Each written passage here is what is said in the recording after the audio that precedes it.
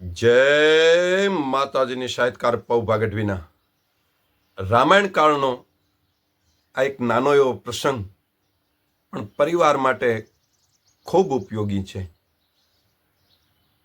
સ્ત્રીનું કીધું કરવું કે ન કરવું એ પ્રશ્ન હજી ઊભો છે.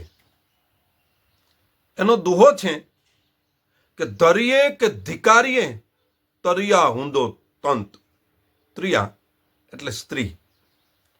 સ્ત્રીનું કીધું કેવું કે ન કેવું એ પ્રશ્ન કેવો ઊભો છે. ધરીએ કે ધિકારીએ તરિયા હુંદો તંત. હરણ અને જાનકી હરણની બની કથા બલવંત. સીતાજીનું કીધું રામે કર્યું. સીતાજીએ કીધું કે આ મૃગલું લાવી દો. એ સીતાજીનું કીધું રાવણે કર્યું. અને મહારાણી મંદોદરી કહેતા હતા કે નાથ લંકેશ વિચારજો લેશ મન રામ અવધેશ ને જગત પિતા. રામ કોઈ સામાન્ય વ્યક્તિ નથી. હે લંકેશ, તારા કુળનું જો કલ્યાણ ચાહતો હોય તો સીતા રામ સમર્પી કરહું કુલહુ કુલકંત. સીતા રામ ही समर्पी कुशल करहु कुलकंत. शरणागत को श्री हरि नहीं फेरत नयवंत.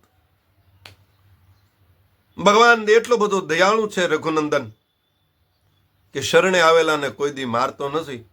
અને હજી જો કુળનું ઈચ્છતા હોય કલ્યાણ તો સીતારામને સોંપી અને એના શરણે વ્યાજા. નાથ લંકેશ વિચારજો લેશ મન રામ અવધેશ છે જગત પિતા. માત છે તારણી એ જ ઉગારણી. જાણ જુગદીશની નાર છીતા. પૂજતા અંબિકા એ જ રણચંડિકા. આ તો જનક જાયા તણું રૂપ લીધું. વિશ્વની માતને લઈ આવીને જગતના બાપથી તે વેર કીધું. વિશ્વની માને તું લઈ આવ્યો. ઉદ્ભવ સ્થિતિ સહાર કારણી ક્લેશ હારણી સર્વશેષ કૃષિતો નથોમ રામ બલભામ. ઉત્પત્તિ સ્થિતિને લય કરવા વાળી જગદંબાને તું લઈ આવ્યો છો. જગતની માને તું લઈ આવ્યો. જગતના બાપની હારે વેર કર્યું. મહારાણી મંદોદરી બહુ સમજાવે છે કે સુત હેતુમ ફિર લંક જરુ અરુ और निशासर કંઈક સહારે. શોકચ માનવ શુદ્ર કપી जिन बाग अशोक को आई उजारे.